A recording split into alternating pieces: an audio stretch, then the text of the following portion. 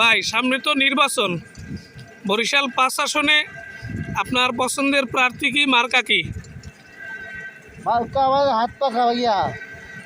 হাত পাকার কেমন পজিশন দেখতেছেন? ইনশাল্লাহ আলহামদুলিল্লাহ অনেক ভালো, উল্লাসী, অনেক ভালো ভাই আমরা বিজয়ের আশা করা যাইতেছে। ইনশাল্লাহ।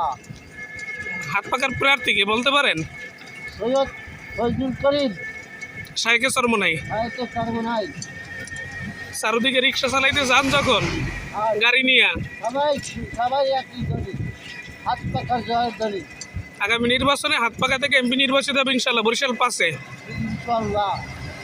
আপনার পরিবারের ভোট কোন মার্কায় যাইবে? হাত পাখা মার্কা ছাড়া কিছুই না হাত পাকা মার্কায় সবাই ভোট দেবেন ইনশাল্লাহ। ইনশাল্লাহ। হাত পাকা মার্কায় ভোট দেবেন কে? এত মার্কা থাকবে।